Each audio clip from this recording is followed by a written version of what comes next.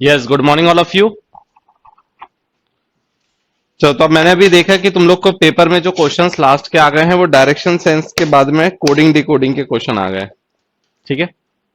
तो अभी आज जो हम लोग पढ़ेंगे वो कोडिंग डिकोडिंग पढ़ेंगे। ठीक है। ये तो अपनी वो वाली शीट है ना।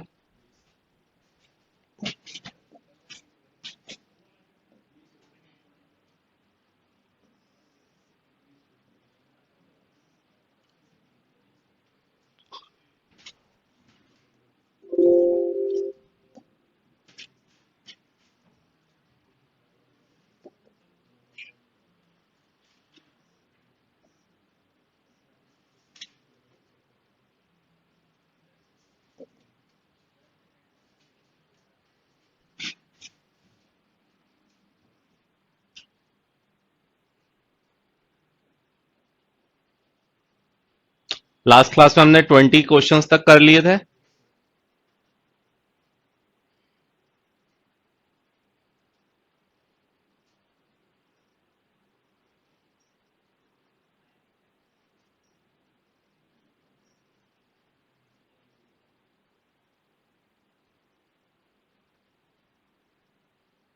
चलो, अब यहां से स्टार्ट करो।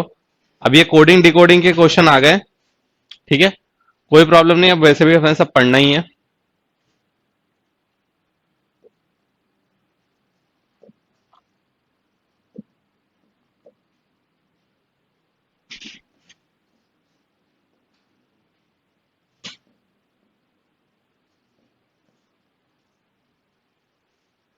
If a certain code teacher is written as VGCEJT, अब इसमें क्या करना पड़ेगा? अल्फाबेटिकल ऑर्डर में भी हो सकते हैं, मतलब कि अल्फाबेट को किसी दूसरे अल्फाबेट से रिप्लेस किया जा सकता है, या फिर हमें यह भी देखना पड़ सकता है कि कितने नंबर्स के बाद में दूसरा लेटर आ रहा है। ठीक है। तो अल्फाबेट्स को हम नंबरिंग लिख के रख लो, है ना। जब भी इस तरह का क्वेश्चन आएगा तो पहले से ही कुछ लिख के रख लेना नंबर्स को।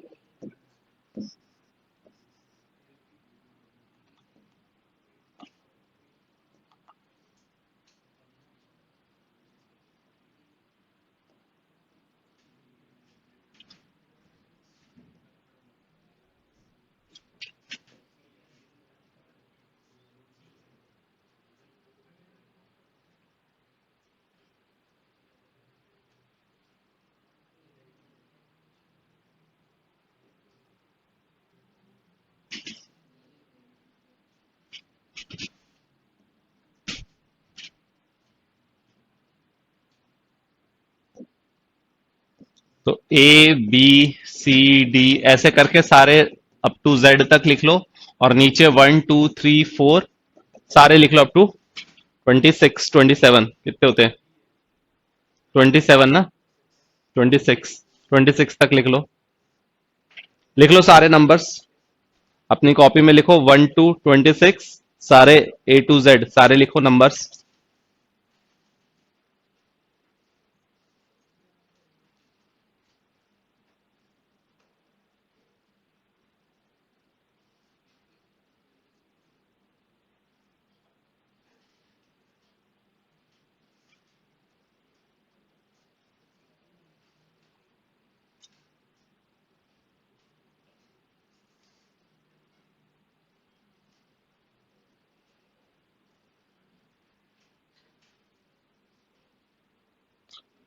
हम्म।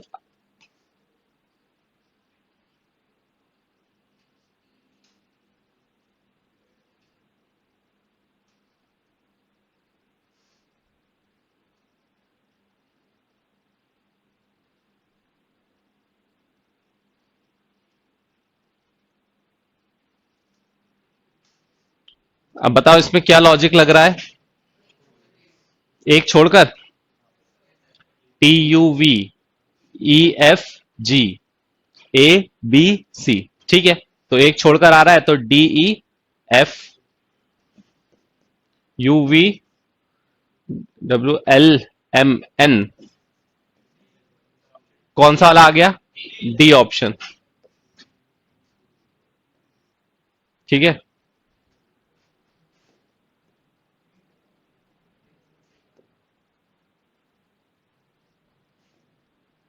ABC, लास्ट से देख लोगे तो भी पता चल जाएगा, DEF लास्ट वाले से।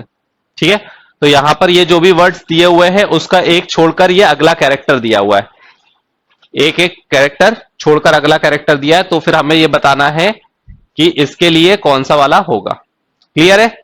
आगे ना समझ में? कोडिंग डिकोडिंग में और कुछ नहीं होता, बस हमें ये पता करना पड़ता है कि जो भी हमें वर्ड दिया है, बातें नहीं, क्या नाम है, बातें नहीं, जो भी हमें वर्ड दिया हुआ है उसके कैरेक्टर बाय कैरेक्टर कई तरीके के हो सकते हैं। ऐसा नहीं है कि पर्टिकुलर कोई भी एक पैटर्न फिक्स होगा, हमें देखना पड़ेगा। कई बार ऐसा होता है कि कोई पैटर्न नहीं होता, सिर्फ क्या होता है, एक कैरेक्टर के करस्पॉन्डिंग दूसरा कैरेक्टर रिप्लेस कर दिया जाता है सीधे सीधे डायरेक्टली। ठीक है ना?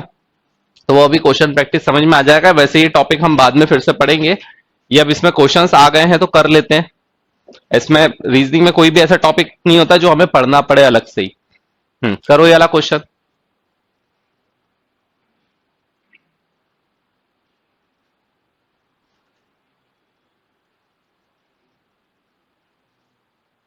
एक छोड़कर, दो छोड़कर, तीन छोड़कर, आई थिंक ये पैटर्न बन रहा है, देखो जरा।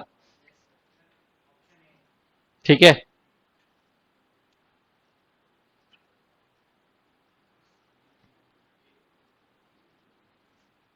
ठीक है ना, एक छोड़कर, ठीक है ना, एक छोड़कर, फिर दो छोड़कर, फिर तीन छोड़कर, तो एक कैरेक्टर छोड़कर, दो कैरेक्टर छोड़कर, तीन कैरेक्टर छोड़कर।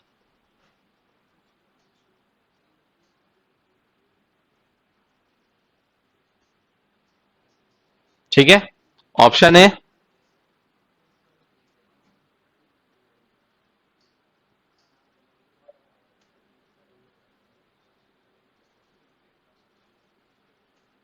क्या चीज समझ में नहीं आई प्रीवियस क्वेश्चन में या इस क्वेश्चन में? क्या समझ में नहीं आया? अल्फाबेटिकल ऑर्डर में देखो यहां पर क्या दिया हुआ है, ये दिया हुआ है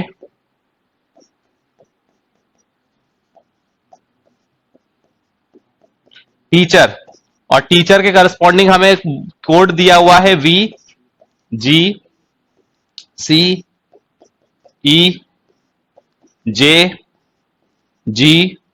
और T। ये कहां पर यूज होता है? कोडिंग डिकोडिंग, कोडिंग डिकोडिंग कहां यूज होता है? बहुत सारी जगह पर, अधिकतर हर जगह पर। एनक्रिप्शन डिक्रिप्शन जहां पर भी होता है, जो भी हमारा एनक्रिप्शन होता है और फिर उसको डिक्रिप्ट कर दिया जाता है, वहां पर सभी जगह पर हमें क्या देखने को मिलता है? Coding decoding.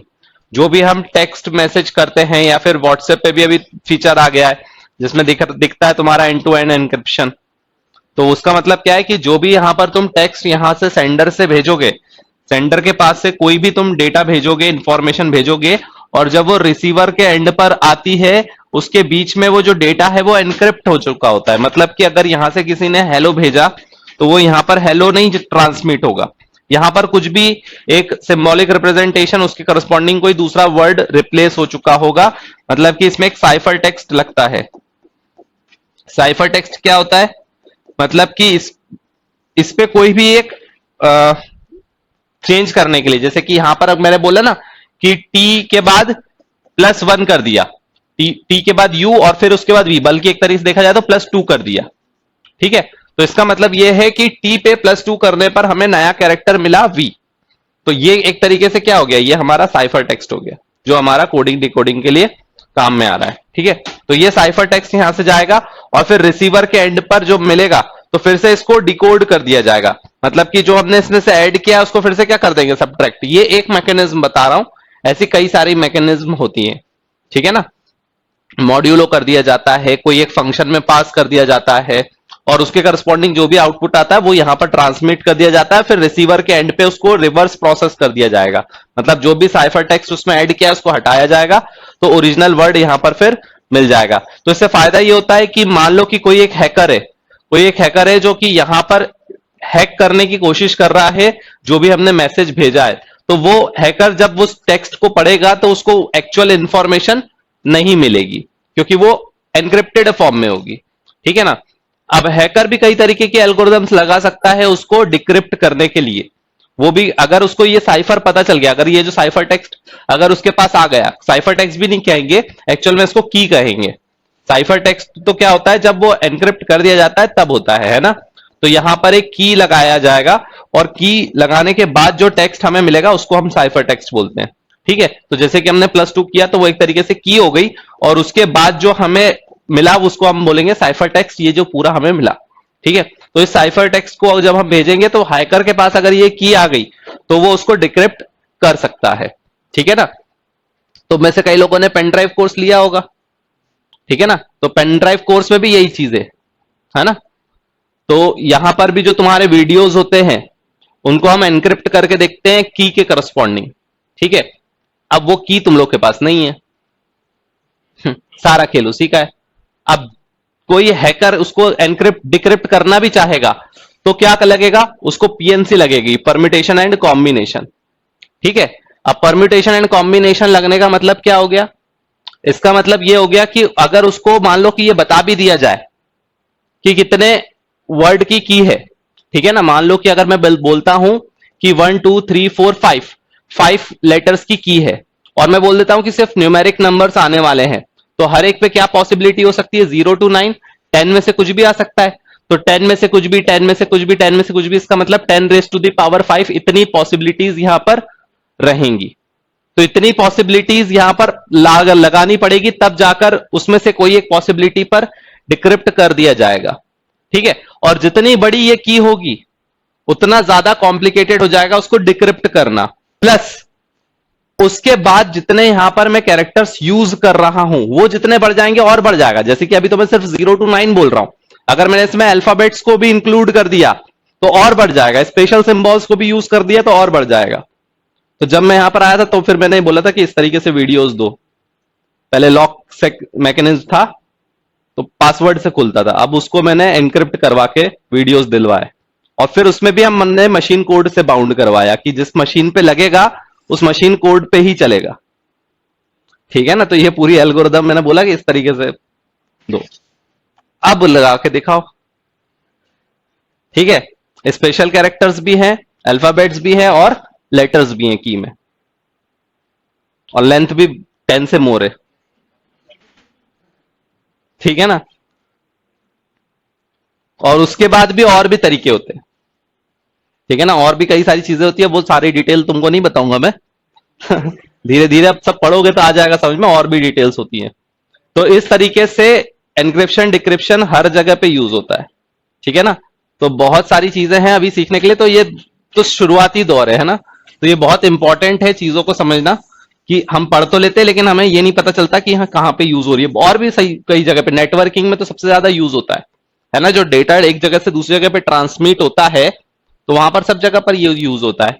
तो इसमें कई सारे की तुम है ना एल्गोरिदम्स पढ़ोगे एमसीए में जब जाओगे, एमसीए में अगर गलती से चले गए तो उसमें कई तरह की एल्गोरिदम्स तुम्हें पढ़ने को मिलेगी, है ना, एईएस और ऐसी कई सारी एल्गोरिदम्स होती हैं, है ना, टेक एनक्रिप्शन डिक्रिप्शन की। मैं भी काफी सारी चीजें भूल गया हूं लेकिन बहुत सारी एल्गोरिदम्स होती हैं स्टैंडर्ड।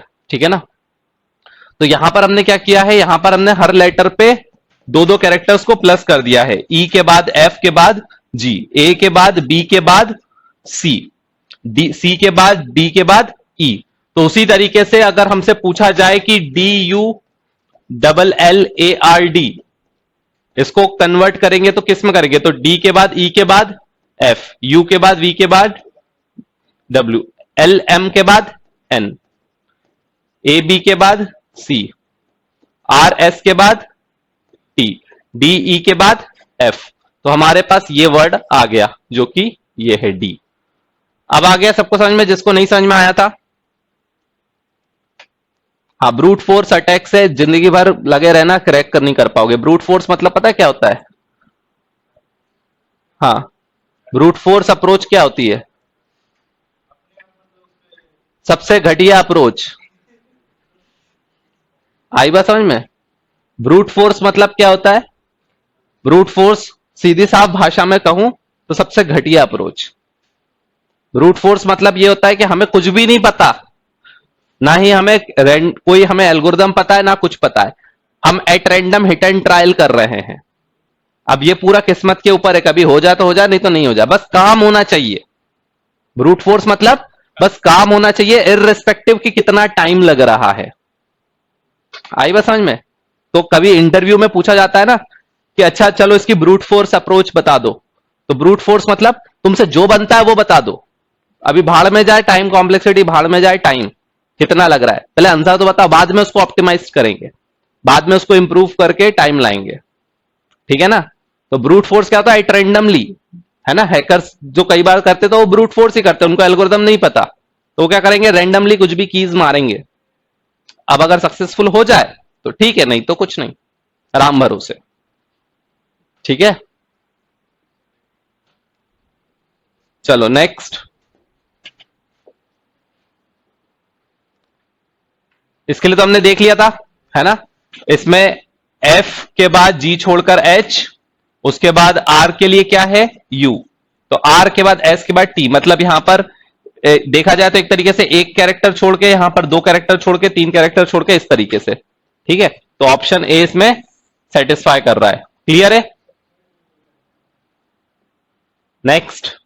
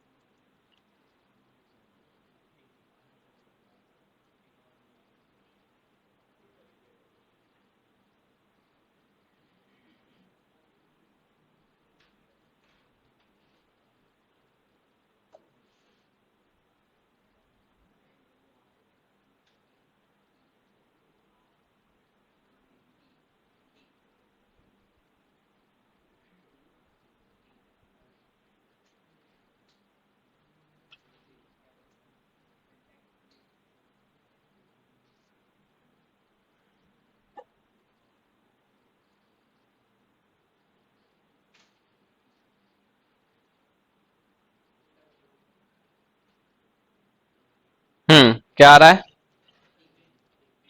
डी। क्या अप्रोच लग रही है? बस रिवर्स कर दिया, इंस्टीट्यूशन को रिवर्स कर दिया, है ना? तो एन, ये रिवर्स ऑर्डर में पढ़ते जाएंगे, है ना? तो ये परफेक्शन, ऑप्शन क्या आ रहा है, डी।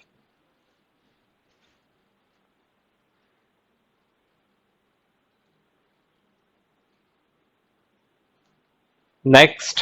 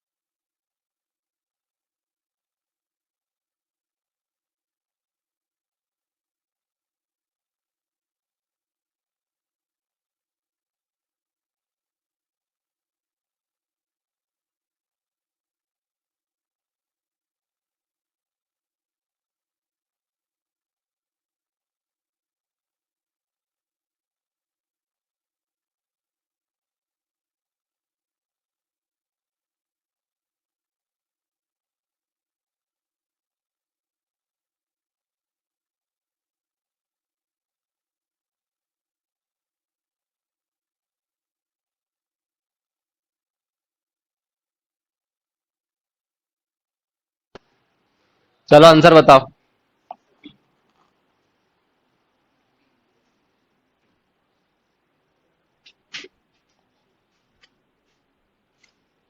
क्या लॉजिक लग रहा है? एक का डिफरेंस नहीं है, एक का भी है, फिर दो का, फिर तीन का। ठीक है, सी के बाद डी, डी के बाद ई के बाद, डी के बाद ई। ठीक है, आई जे के बाद, के बाद एल। ठीक है, तो -1, -2, -3, इस तरीके से। तो ए के बाद बी, उसके बाद एम, एन के बाद ओ। कौन सा बी ऑप्शन आ रहा है? दो लेटर्स देखकर ही आ जाएगा आंसर।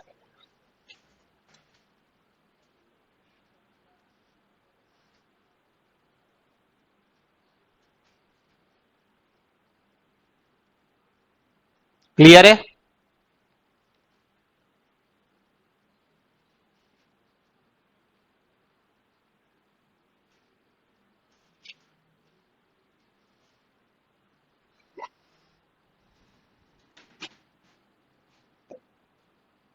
नेक्स्ट।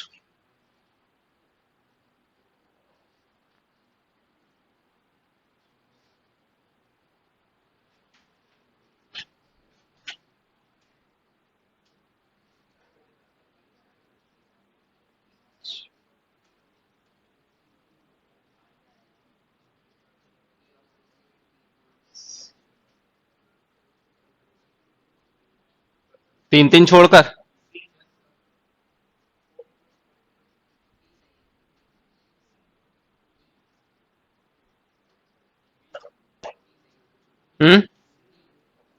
कौन सा ऑप्शन आ रहा है? बी। ई, एफ, जी, एच के बाद आई। एक ही ऑप्शन है ना? अगर हम ई को देखें तो एक ही ऑप्शन है, एफ, जी, एच के बाद आई, ऑप्शन बी। ठीक है, आगे बढ़े।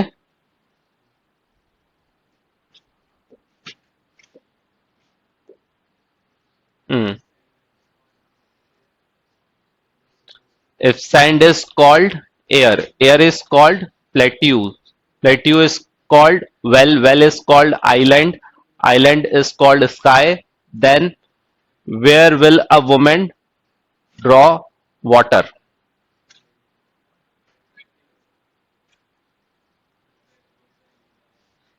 बताओ इसका आंसर।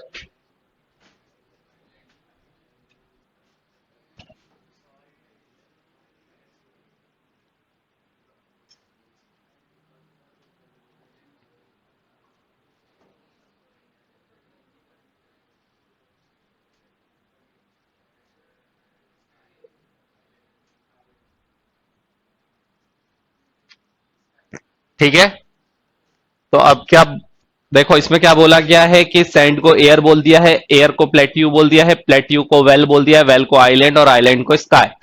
तो पानी कहां से निकाला जाएगा? पानी निकाला जाता है कुएं से, वेल, और वेल को हम क्या कह रहे हैं? आइलैंड। तो well is called island, answer क्या हो जाएगा? बी। आई बात समझ में?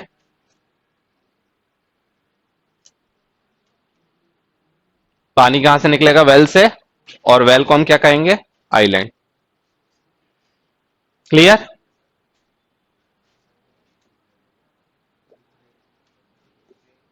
Next. If rain is water, water is road, road is cloud, cloud is sky, sky is sea, sea is path. Where do an aeroplane fly?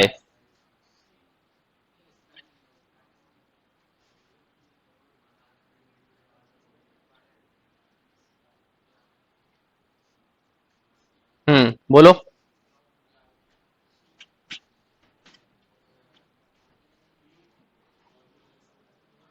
Cloud कौन बोला? Cloud कौन बोला?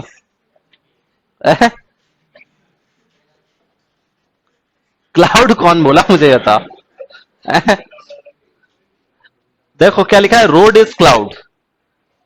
कौन, किसकी सड़क पे एरोप्लेन दौड़ चलता है मुझे ये बताना जरा। कौन सी है? एयरपोर्ट की सड़क होती है क्या? कौन सी सड़क देख ली तुमने ये बताओ। है? इमेजिन भी कर लिया, बहुत बढ़िया। अभी भी तुम लोग है ना वो बचपने में ही हो, वो बचपन में हम लोग घर में ही नहीं हवाई जहाज चलाते हैं। अच्छा हुआ घर नहीं था इस ऑप्शन में, अभी तुम घर भी में भी चला देते, हम तो घर में चलाते थे, है ना? बहुत बढ़िया। तो यहां पर क्या हो जाएगा? स्काई इज अ सी, मतलब सी।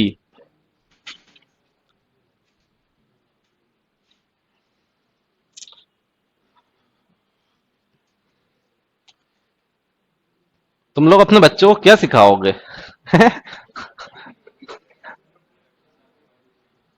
बहुत दिक्कत है पता है, रोड पे हवाई जहाज तुमने उतार दिया।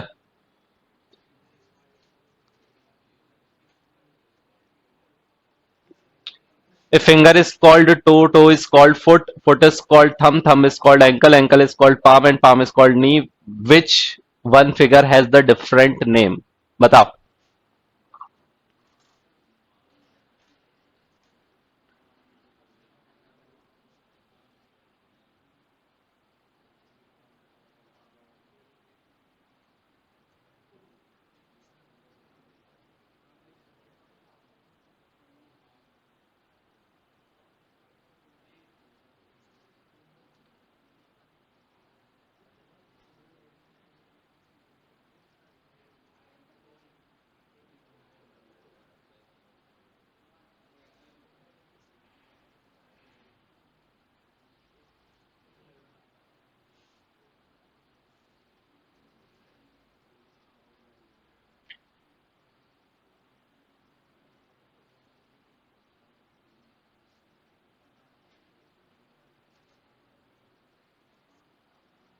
बोलो।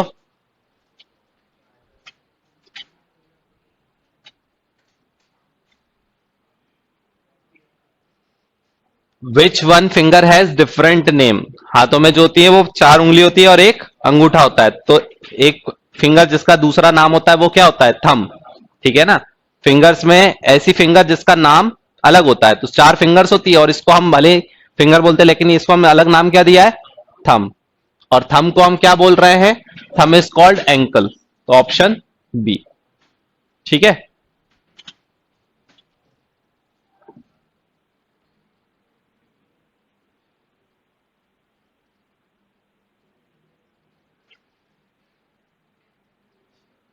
आ गई बात समझ में?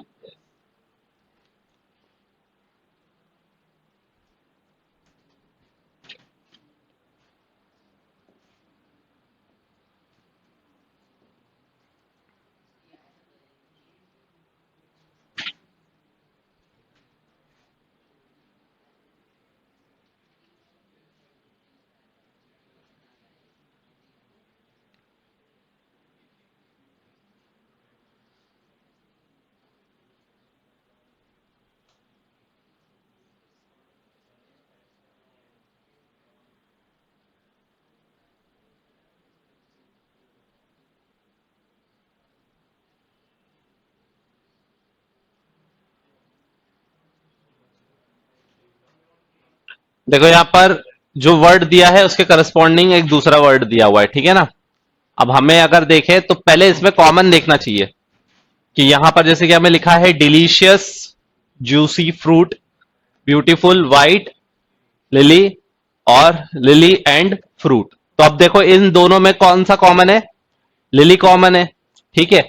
तो फिर इन दोनों में देखो कौन सा कॉमन है? एस आई जी और एस आई जी। मतलब एस आई जी का मतलब क्या हो गया? लिली हो गया। और अगर मैं पहले और तीसरे में देखूं तो फ्रूट कॉमन है। ठीक है। और और इसमें क्या कॉमन है? फिन। इसका मतलब कि फिन का मतलब क्या हो गया? फिन का मतलब हो गया फ्रूट। फिन का मतलब क्या निकल के आ गया? फिन का मतलब फ्रूट निकल के आ गया। और सिक का मतलब क्या निकल के आ गया? लिली। ठीक है। हमसे क्या पूछा है? एंड का मतलब, एंड किसको बोला गया है? तो अगर हमने इसमें देखे तो इसमें एक ही बच रहा है और ये क्या होगा? एंड होगा। Option A. आई बात समझ में? हाँ, तभी तो दिया, नहीं तो सीधे सीधे आंसर आ जाता। ठीक है।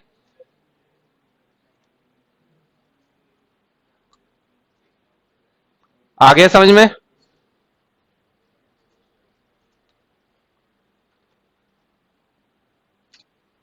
ऐसा कोई जिसको समझ में नहीं आया?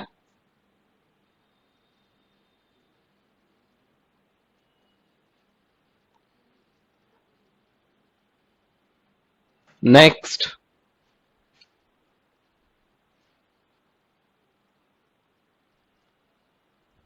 देखो, समझ में भी कुछ लोग को नहीं आया। क्या दिया हुआ है?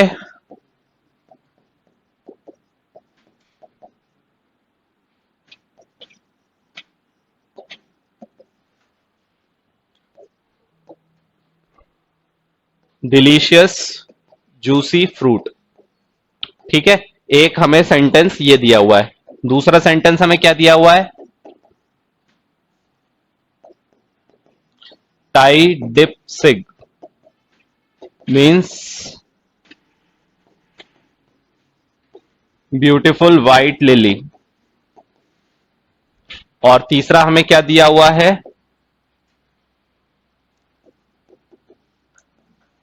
सिग लॉन फिन। और ये क्या है? Lily and fruit. ठीक है। तो हमें ये दिया हुआ है यहां पर तीन वर्ड के करस्पॉन्डिंग तीन तीन वर्ड्स हमें दिए हुए हैं।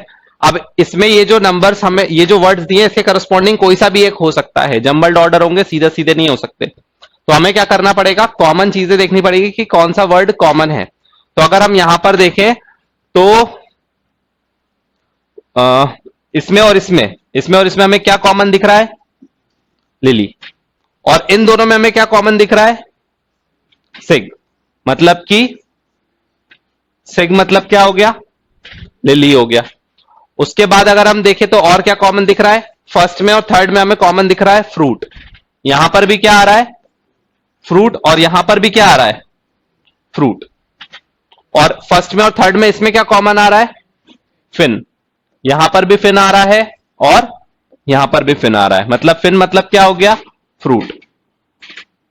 ठीक है, तो बचा क्या तीसरे वाले में, लॉन, और क्या बच रहा है यहां पर, एंड। मतलब एंड का मतलब क्या होगा, लॉन, और इसीलिए वो एंड का ही मतलब हमसे पूछा हुआ है। आई बात समझ में।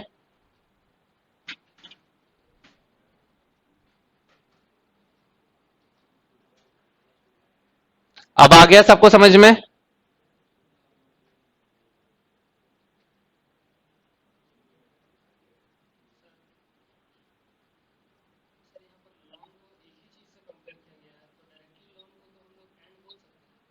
हाँ, ऐसा भी कर सकते थे। कौन से वाले में, नहीं, डिलीशियस लॉन। हाँ, वैसा भी हम बोल सकते थे कि सिग और फिन जो है हमने प्रीवियस में यूज किया है। ठीक है ना,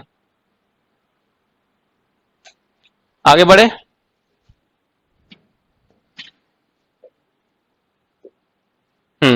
अब बताओ, what would be the code for summer.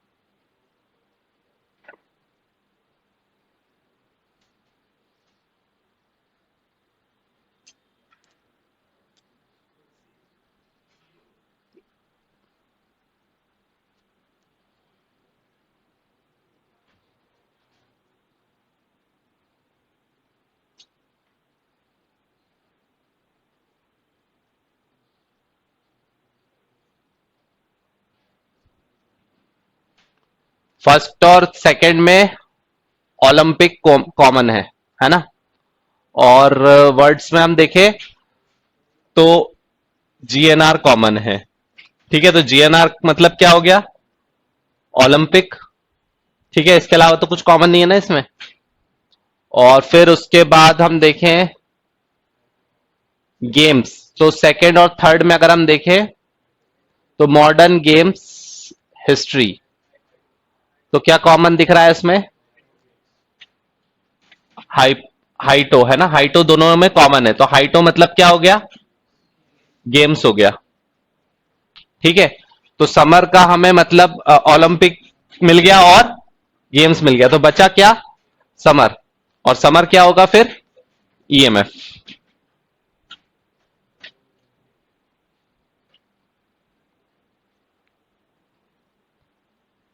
ठीक है, क्लियर है।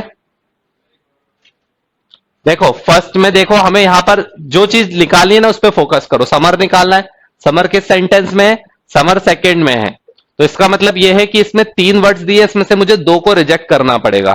ठीक है, तो समर ओलंपिक गेम्स।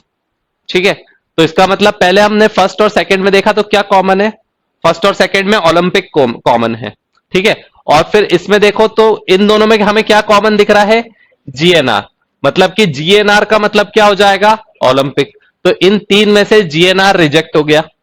और फिर सेकंड और थर्ड में देखो, सेकंड और थर्ड में अगर हम देखें तो यहां पर मॉडर्न गेम्स हिस्ट्री लिखा है और यहां पर समर ओलंपिक गेम्स लिखा है, तो इन दोनों में क्या कॉमन है, गेम। ठीक है, और गेम्स अगर हम इन दोनों में देखें तो क्या कॉमन है, हाइटो। इसका मतलब हाइटो भी रिजेक्ट हो गया, क्या बचा, ईएमएफ। तो ईएमएफ मतलब क्या हो जाएगा, समर। क्लियर है। अब आ गया सबको समझ में। ऑर्डर जरूरी नहीं है, ऑर्डर अगर होता तो फिर हमें इतनी मेहनत थोड़ी ना करनी पड़ती। अगर ऑर्डर दिया होता तो वो तो सीधे सीधे क्या आ जाता, हाइटो आ जाता सीधे सीधे। ठीक है ना, ऑर्डर यहां पर जरूरी नहीं है, इतने सेंटेंस फिर देने की जरूरत ही क्या थी अगर ऑर्डर सीधा सीधा होता तो। अब आ गया सबको समझ में?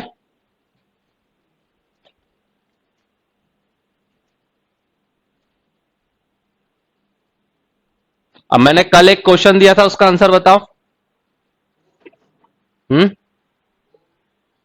ओ 4 6 और बताओ। हाँ, सवाल ही नहीं समझ में आया था। हाँ तो मतलब सवाल नहीं समझ में आया ना। तुम्हें 27 बॉल्स गिवन है। कितनी बॉल्स गिवन है? 27 बॉल्स गिवन है, उसमें से 26 जो है वो इक्वल वेट की है और एक जो है वो हैवी है या लाइट है, कुछ भी हम मान सकते हैं, ठीक है ना। जो एक बॉल है वो हैवी मान लो, लाइट मान लो, कोई भी एक हमने मान लिया, ठीक है ना। अच्छा, अभी हमने दिया हो हैवी है या लाइट है तो इजी है। अगर हमें ये नहीं गिवन है ना, बोला जाए कि हैवी भी हो सकती है लाइट भी हो सकती है तो टफ होगा। लेकिन अगर हमें पता है कि हैवी है या लाइट है तो इजी है, ठीक है। तो लाइट मान लो चाहे हैवी मान लो, एक ही बात है। तो हमसे बोला गया है कि कितनी बार हमें बैलेंस को यूज करना पड़ेगा, मतलब कितनी बार हमें तराजू को यूज करना पड़ेगा, ये टू साइडेड वाला, ठीक है। टू साइडेड बैलेंस वाला तराजू हमें यूज करना है। और इन बॉल्स को किस तरह से, मतलब वो जो हैवियर या लाइट बॉल वेट है, इस तराजू को इस्तेमाल करके बैलेंस को यूज करके निकालना है। तो इस तराजू को कितनी बार मिनिमम इस्तेमाल करना पड़ेगा, मिनिमम कितनी बार हम इसको यूज करके हम पता कर सकते हैं कि कौन सी बॉल हैवी है या लाइट है।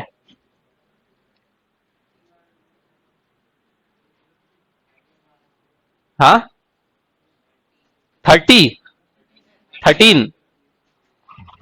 मिनिमम, मिनिमम कम से कम।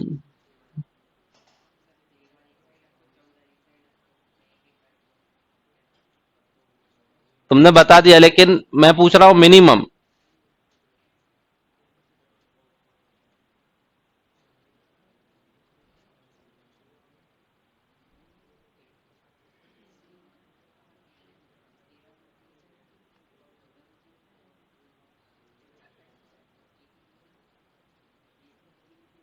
तुमने जो बताया वो ब्रूट फोर्स है। आ गई बात समझ में? आंसर तुमने निकाल दिया। आंसर निकालने के तो और भी तरीके हैं। मैं बोल रहा हूं ऑप्टिमाइज्ड सॉल्यूशन चाहिए, मिनिमम आंसर।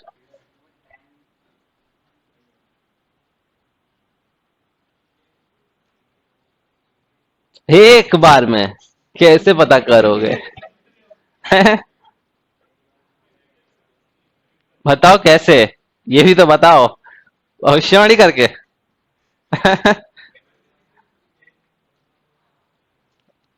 सब आइडेंटिकल बॉल है, दिखने में सब एक जैसी हैं। हाँ, 4 भी नहीं है।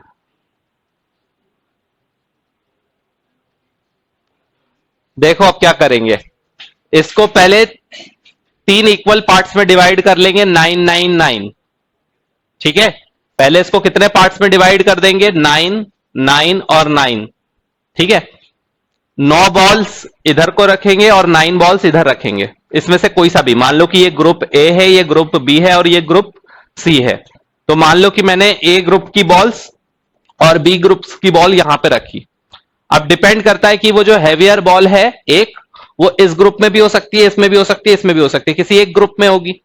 अगर मान लो कि ए और बी में से किसी एक ग्रुप में होगी तो वो वाला बैलेंस उस साइड का नीचे चला जाएगा। और अगर उस दोनों में से नहीं होगी तो वो दोनों क्या होंगे, इक्वल होंगे। तो पहली बार इस्तेमाल करने पर मुझे उस ग्रुप का पता चल जाएगा जिसमें हैवियर बॉल है। अगर मान लो कि ये वाला नीचे गया, इसका मतलब कि हैवियर बॉल ए ग्रुप में है। अगर ये वाला नीचे गया, इसका मतलब हैवियर बॉल बी ग्रुप में है। और अगर दोनों बराबर रहे, मतलब जो बचा हुआ मैंने छोड़ा था उसमें हैवियर बॉल है। तो पहली बार मैंने वेट को इस्तेमाल किया और मुझे उस ग्रुप का पता चल गया जिसमें हैवियर बॉल है। ये बात क्लियर हुई?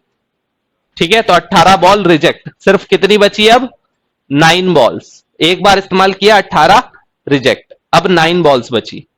अब इस 9 को भी फिर से हम डिवाइड कर देंगे 3 3 में, 3 3 और 3।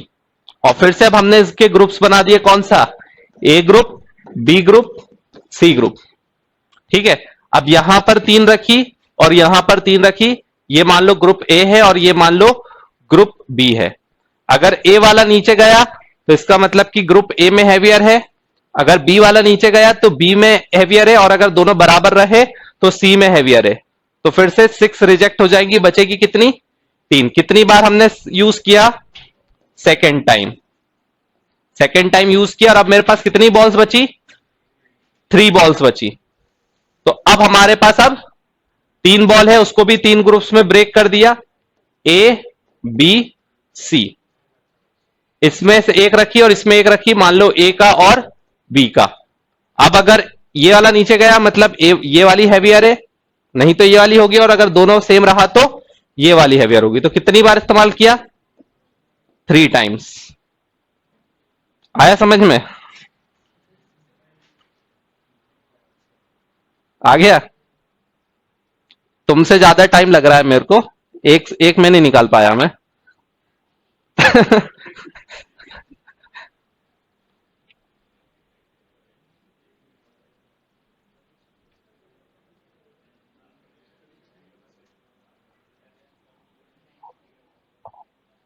आ गई बात समझ में, नहीं, क्वेश्चन अलग भी आ सकता है। हाँ तो उसके लिए सोचना पड़ेगा ना। देखो, क्वेश्चन में नंबर ऑफ बॉल्स कितनी भी पूछी जा सकती है ना। स्टैंडर्ड जो होता है वो 9 वाला आ सकता है। 9 में कितना हो जाएगा, 9 में 2। अभी जो हमने प्रीवियस देखा, 9 को 3 3 में डिवाइड कर दिया। ठीक है, इसको तुम अभी इसके लिए तुम्हारा जो फॉर्मूला अप्लाई हो जाएगा वो हो जाएगा 3 की पावर n। यहां पर जो फॉर्मूला यूज हो जाएगा वो क्या हो जाएगा, 3 की पावर n, और n टाइम्स यहां पर यूज करना पड़ा। ठीक है, तो 3 का क्यूब 27, तो कितनी बार यूज करना पड़ा, 3 टाइम्स। अगर 9 बॉल्स होंगी तो 3 का स्क्वायर मतलब 2 टाइम्स। अगर 3 की पावर 1 है मतलब कितनी बार, 1 टाइम। आई बात समझ में। तो 3 की पावर में अगर नंबर दिया है तो जो भी रेस टू दी पावर में है वो डायरेक्टली आंसर हो जाएगा। आ गई बात समझ में। अब ये 2 की पावर में भी हो सकता है, 4 की पावर में भी हो सकता है। ठीक है ना, जैसे कि मान लो कि अगर 16 बॉल्स दी, ठीक है, 16 बॉल्स दी तो इसको क्या कर सकते हो, इसको 8 8 में ब्रेक कर सकते हो। ठीक है ना, हमें मैक्सिमम से मैक्सिमम को लेना है। अगर मान लो 16 बॉल्स है, ठीक है, तो 16 बॉल्स है तो इसको एक ग्रुप 8 का बनाओ, दूसरा ग्रुप 8 का बनाओ, ए और बी। ठीक है, अब 8 यहां पे रखी और 8 यहां पे रखी।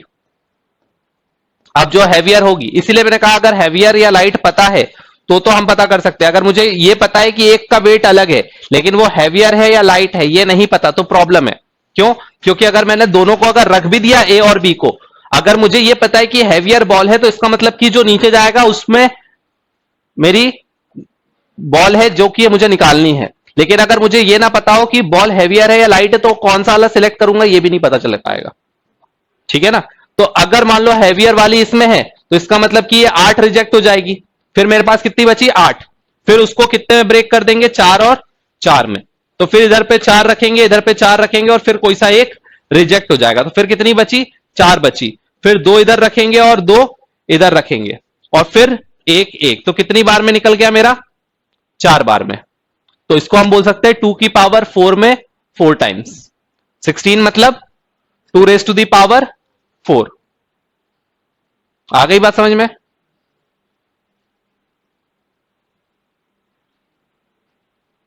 अब अगर पावर्स में अगर हम ब्रेक नहीं कर पाते तो फिर हमें क्या करना पड़ेगा, जैसे कि मान लो कि तुम्हारे पास कोई अनइक्वल आ गया, जैसे कि मान लो कि 21 बॉल्स के लिए मान लो पूछ लिया जाए। ठीक है, तो 10 इधर रखोगे, 10 इधर रखोगे, एक को छोड़ दोगे। ठीक है ना, अगर मान लो 21 बॉल्स के लिए पूछ लिया या ऐसा कुछ डिस्ट्रीब्यूशन पूछ लिया जिसमें कि ऑड नंबर है, जिसमें तुम इक्वल पार्ट्स में ब्रेक नहीं कर पा रहे हो, तो कोई दूसरा नंबर ले लो। 7 के मल्टीपल में हो रहा है, कोई दूसरा नंबर लो। हाँ, 23।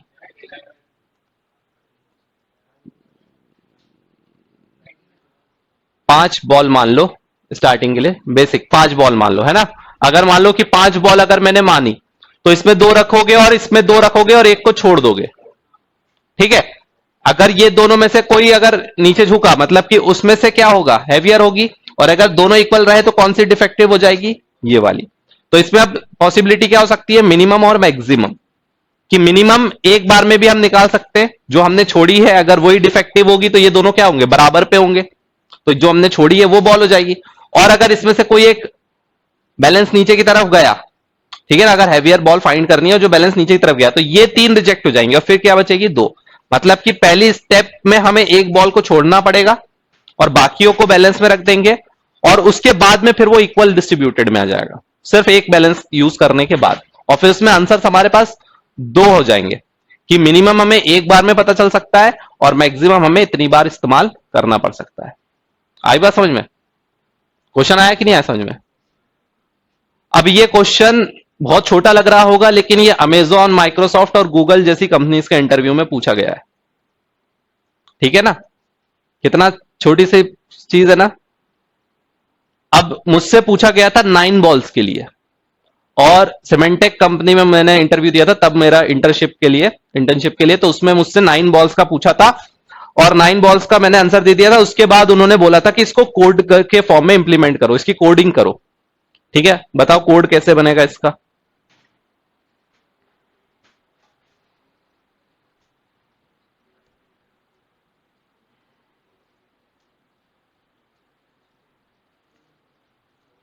इसका कोड कैसे बनेगा और कोड की टाइम कॉम्प्लेक्सिटी कितनी होगी।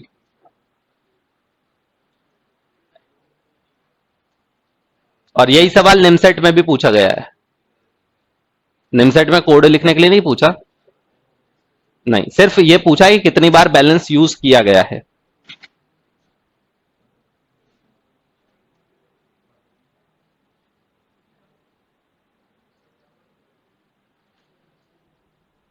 कोड लिखने का मतलब क्या होता है कि अब तुम्हें नहीं पता कि अब तुम्हें एक एरे लेना पड़ेगा। क्या लेना पड़ेगा, एक एरे लेना पड़ेगा। अगर 27 बॉल्स है तो 27 के साइज का, अगर 9 बॉल्स है तो 9 के साइज का। तुम 9 के लिए मान लो अगर हम एरे ले लेते हैं, ठीक है ना, 1 2 इंडेक्स हम अभी 1 से स्टार्ट कर देते हैं, वैसे 0 से स्टार्ट होता है, लेकिन अभी हम 0 वाले इंडेक्स को यूज नहीं कर रहे ताकि नंबरिंग हमें, इंडेक्स जो है वो हमारी नंबरिंग के लिए यूज हो जाए। तो 3 4 5 6 7 8 और 9 ये हमने एरे ले लिए। और इनमें क्या है, इनमें सारे उनके वेट्स डाला हुआ है। मान लो कि 5 ग्राम 5 ग्राम, एक कोई सा हैवियर वाला है 8 ग्राम और बाकी सब क्या है 5 ग्राम्स के। अब तुम्हें वो बॉल आइडेंटिफाई करनी है जो हैवियर वेट की है, मतलब कि इंडेक्स 3 हमें पता लगाना है। अब तुम्हें देख के पता चल रहा है, इसको तो प्रोग्राम के फॉर्म में इंप्लीमेंट करना है, ठीक है।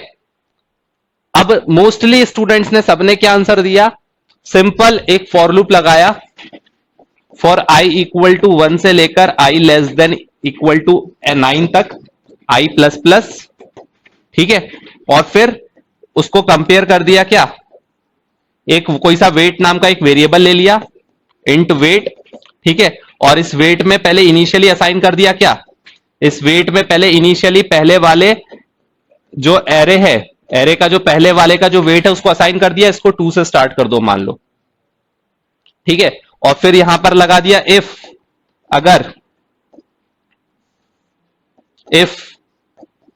अगर मान लो कि ए ऑफ आई जो है, अगर वो किसके बराबर आ जाता है, अगर वो वेट के बराबर आ जाता है, तो इसका की मतलब कि उसको नहीं लेना, वो हमारा काम का नहीं है, तो हम उसको क्या कर देंगे, स्किप करते जाएंगे। बल्कि हम ये बोलेंगे अगर नॉट इक्वल टू आ जाए, है ना, इक्वल ना लगा के नॉट इक्वल लगाओ, अगर वो आ जाए नॉट इक्वल टू तो हम क्या कर देंगे, तो हम यहां पर रिटर्न कर देंगे आई, या फिर प्रिंट कर देंगे आई का इंडेक्स, जो भी हमें करवाना हो, ठीक है ना। अब ये क्या है, ये सॉल्यूशन है, आंसर आ रहा है, कोड भी एकदम सिंपल है, लेकिन ये घटिया है, ये ब्रूट फोर्स अप्रोच है। इसकी time complexity order of n है। क्यों, क्योंकि इसमें सारे बॉल्स को चेक कर रहा है ना, वो जो तुमने स्टार्टिंग में बता दिया था तुम में से कि एक एक बॉल को लेते जाएंगे और सर्च करते जाएंगे, ये वो अप्रोच हो गई। ये क्या है, ये वो अप्रोच है जो एक एक करके पिक कर रहा है, ठीक है ना। जब तक मेरा नहीं इंटरव्यू हुआ था तब तक इंटरव्यूअर को यही आंसर अच्छा लगा था और वो यही आंसर लिखवा रहा था और यही इसी को एक्यूरेट मान रहा था, ठीक है ना। फिर मैंने अपना आंसर बताया और फिर उन्होंने कोड के फॉर्म में इंप्लीमेंट करने के बोला, मेरा कोड इतना बड़ा मैंने लिखा, ठीक है ना। मैंने इतना बड़ा कोड लिखा कि तुम्हारे पहले 3 3 में ब्रेक करना है, ठीक है। तो अगर मान लो इफ अगर मान लो a of 1 equal to a of 2 and a of 2 is equal to a of 3, ठीक है। इसका मतलब क्या हो गया कि पहले 3 बॉल्स ली और अगर उन तीनों बॉल्स का जो वेट है अगर वो सेम आया, ठीक है, बल्कि ऐसा नहीं, इसको एक साइड रखा, सॉरी, इसको एक साइड रखा, A1 plus A2 plus A3 is equal to A4 plus A5 plus A6, ठीक है। अब अगर इन दोनों का वेट इक्वल आ गया तो क्या हो जाएगा, ये सारे रिजेक्ट हो जाएंगे और क्या बचेगा हमारे पास 7 8 9 वाला, या फिर इसमें से greater than less than check कर लेंगे। अगर ग्रेटर देन लेस देन में जो भी हमें मिलेगा उस 3 को पिक कर लेंगे, उसके बाद फिर उन 3 के लिए कंपैरिजन लगाएंगे। तो ऐसे कितने इफ एल्स लगेंगे मेरे पास, यहां पर लगेगा एक, उसके बाद लेस देन के लिए एक लगा सकते हैं, नहीं तो ऑब्वियसली अगर लेस देन नहीं होगा तो ग्रेटर देन होगा ही होगा। फिर मेरे पास उन 2 इफ एल्स के बाद में मुझे क्या मिल जाएगा, 3 बॉल्स मिल जाएंगी।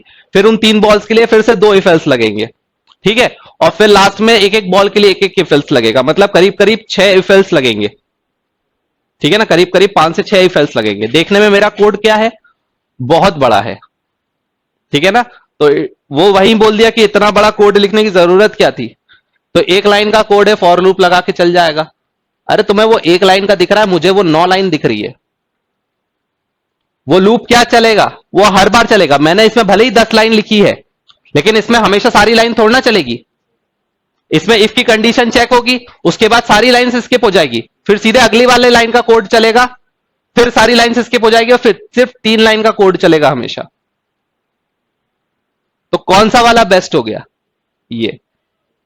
तो कोड की लेंथ से कुछ नहीं होता, मेन होता है कि वो कितनी बार एग्जीक्यूट हो रहा है वर्स्ट केस में भी। बस वहीं वो इंप्रेस हो गया, सबको रिजेक्ट करके मुझे सिलेक्ट कर लिया।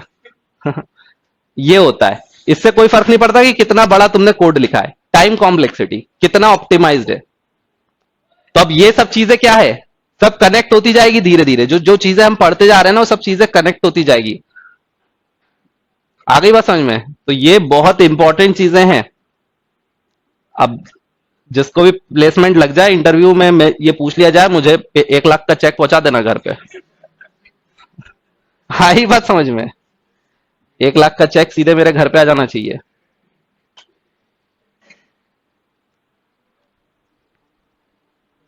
अब एक और क्वेश्चन लिखो।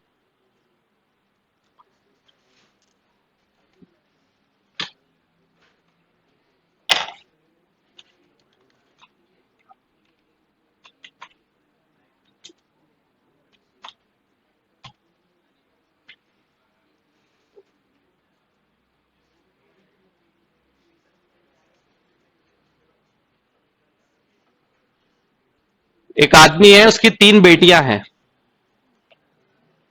ठीक है। तुम लोग मुस्कुरा मत, उसकी शादी का प्रस्ताव नहीं आ रहा तुम्हारे पास। ठीक है। एक आदमी है, उसकी 3 बेटियां हैं, तो अपने वो दोस्त, उसका वो दोस्त पूछता है कि इनमें से तुम्हारी सबसे छोटी बेटी की एज क्या है।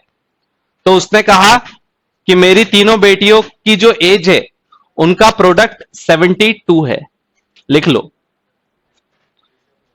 हाँ, जो 3 बेटियां हैं उनकी एज का जो प्रोडक्ट है वो 72 है, ठीक है। उसने कहा नहीं, इतने से काम नहीं चलेगा, कुछ और हिंट भी दो मुझे। तो उसने कहा कि उनकी जो एजेस है उसका जो सम है वो मेरे घर के नंबर के बराबर है, ठीक है। पहला उसने क्या बोला, पहली हिंट उसने ये दी कि तीनों जो डॉटर है D1 D2 D3, 3 जो डॉटर है उनकी जो एजेस हैं उनका मल्टीप्लीकेशन जो है वो 72 है। ये पहली हिंट उसने दी। उसके बाद उसको ये समझ में नहीं आया, उसने कहा कि मुझे एक हिंट और चाहिए। तो उसने कहा कि जो मेरी तीनों डॉटर्स हैं उनकी जो एजेस है उसका जो सम है वो मेरे हाउस नंबर के बराबर है। ठीक है, तो उसने कहा ये भी मुझे कम लग रहा है, अभी मुझे एक हिंट और दो। ठीक है,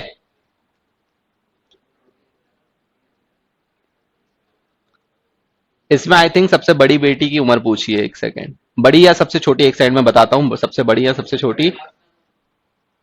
क्या हाउस नंबर उसको दिख रहा है ना, तो तुम्हें क्यों बहुत जरूरत है?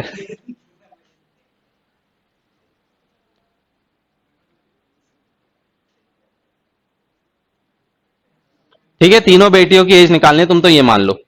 ठीक है, और उसने कहा जो सबसे बड़ी बेटी है, ठीक है ना, ओल्डेस्ट डॉटर जो है, वियर्स रेड ड्रेस, उसने रेड कलर की ड्रेस पहनी है। ठीक है, तो अब तुम्हें पता लगाना है तीनों बेटियों की उम्र।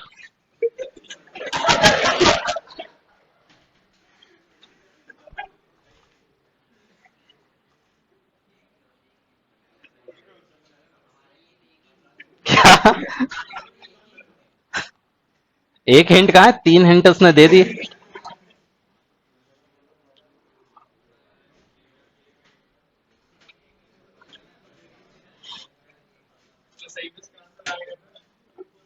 मैं उलझुल सवाल नहीं देता, आंसर निकलेगा वो भी पूरा मैथमेटिकल प्रूफ के साथ। ऐसा नहीं कि अंदाजा तुमने लगा दिया, है ना, कुछ भी कुछ बोल दिया, लाल कलर में ऐसा होता है।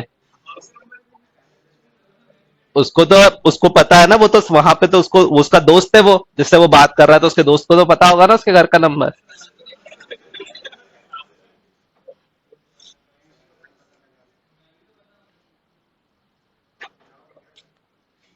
ठीक है, सवाल पूरा कंप्लीट है, जो मैंने लिखा है इतना ही सवाल है, इतने में ही दिमाग लगाना है। आई बात समझ में?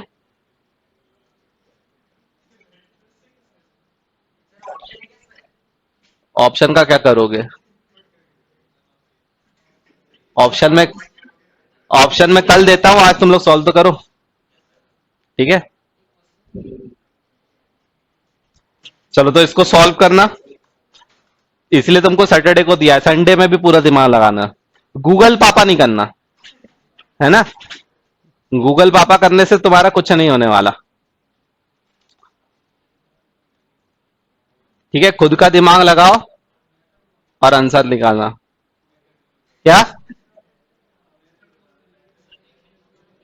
हाँ, हिंट का तीन तीन हिंट दे दी, एक नहीं तीन हिंट दे दी।